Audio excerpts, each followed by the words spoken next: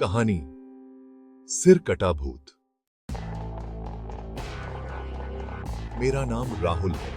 मैं और मेरे 4 दोस्त रोहन, आदित्य, सिमरन, नेहा, हम एक छोटे से गांव में एक पारिवारिक समारोह के लिए जा रहे थे। यह गांव शहर से काफी दूर था, जहां जाने के लिए हमें घने जंगलों से गुजरना पड़ा। वहां पहुंचते ही हमने महसूस किया कि गांव के वातावरण में कुछ अजीब सा था। सब कुछ सामान्य दिख रहा था, लेकिन एक अनकहा डर, एक सिहरन जो हम सबको अंदर से महसूस हो रही थी। गांव के लोग बहुत कम बोलते थे और उनकी आंखों में एक अजीब सी उदासी थी जो हमें बेचैन कर रही थी। शाम के समय हम गांव में घूमने निकले।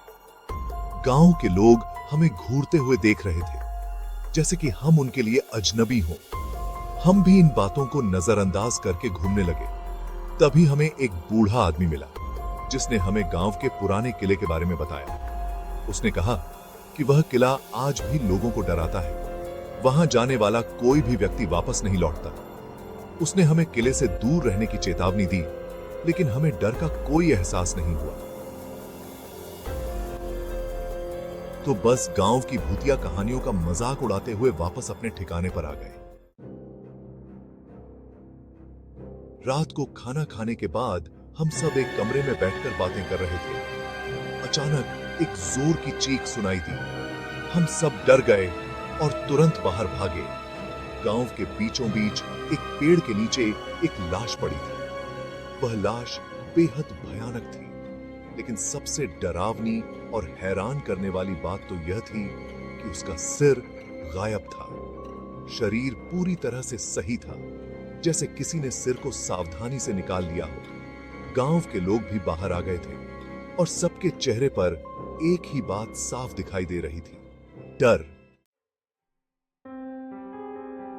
अगले दिन सुबह गांव के बड़े बुजुर्गों ने हमें उस सिर कटे भूत की कहानी सुनाई। करीब 100 साल पहले गांव के एक आदमी ने काले जादू की विद्या सीखी थी। उसने गांव वालों पर अपनी शक्ति का प्रभाव जमाने की कोशिश की। वह आदमी इतना खतरनाक था कि उसने कई लोगों को अपनी विद्या के चलते मौत के घाट उतार दिया था। गांव के लोग उसे रोक नहीं पा रहे थे। आखिरकार गांव वालों ने उसे पकड़कर उसका सिर काट दिया और शरीर को एक पुराने घर के नीचे दफना दिया। उसका सिर जला दिया गया ताकि उसकी आत्मा कभी वापस ना आ सके।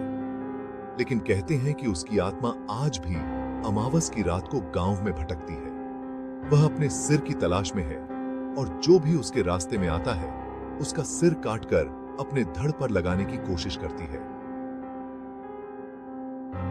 हमने इसे भी एक डरावनी कहानी मानकर हंसी में उड़ा दिया, लेकिन अंदर ही अंदर एक अजीब सा डर हमें सताने लगा था।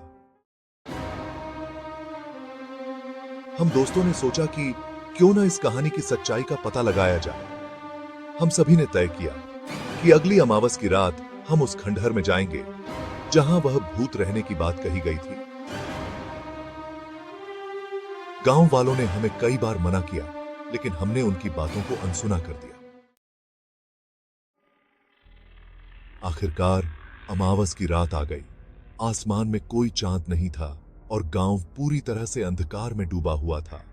हमारी दिल की धड़कनें तेज हो रही थीं, लेकिन हम सब अपने डर को छिपाते हुए एक दूसरे का हौसला बढ़ा रहे थे। हम टॉर्चें लेकर उस खंडहर की ओर चल पड़े। वहां पहुंचते ही हमें ठंडी हवा का झोंका महसूस हुआ। ऐसा लग रहा था जैसे कोई अदृश्य शक्ति हमारे आसपास मंडरा रही हो। खंडहर में दाखिल होते ही हमें लगा जैसे हमने कोई बहुत बड़ी गलती कर दी है। खंडहर की दीवारों पर अजीब सी नक्काशी थी, जो पहली नजर में सामान्य लग रही थी, लेकिन जैसे ही हमने उन्हें गौर से देखा तो हमारे रोंगटे खड़े हो गए। दीवारों पर काले जादू के प्रतीक अंकित थे। जैसे ही हम अंदर गए, हमें हर तरफ से अजीब और गरीब आवाजें सुनाई देने लगी, मानो कोई हमारे आसपास चल रहा हो। नेहा ने घबराकर कहा, हमें यहां से तुरंत निकल जाना चाहिए, लेकिन रोहन और आदित्य उसे मजाक में उड़ा रहे थे। सिसी मजाक के विद्या का सपे की तभी हमारी टॉर्च अचानक बुझ गई। पूरे खंडहर में अंधेरा छा गया।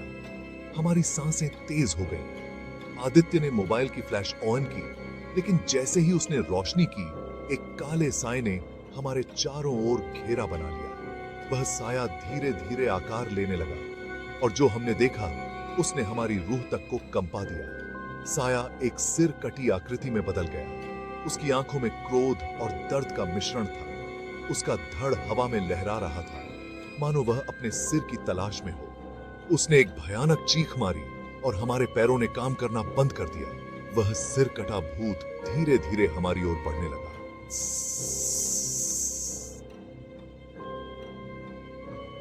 हम में से कोई भी हिलने की हिम्मत नहीं कर पा रहा था।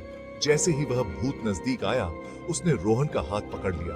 रोहन चिल्लाने लगा, लेकिन उसकी चीखें सुनकर भी हम कुछ नहीं कर पाए। तभी एक जोरदार धक्का से हमें जमीन पर गिरा दिया। रोहन की आंखों में मौत का डर साफ दिखाई दे रहा था। भूत ने अपना दूसरा हाथ उठाया और रोहन की गर्दन की ओर बढ़ाने लगा। तभी आदित्य ने हिम्मत दिखाते हुए एक पत्थर उठाकर भूत की ओर फेंका। पत्थर भूत से टकराया और अचानक वह भूत गायब हो गया।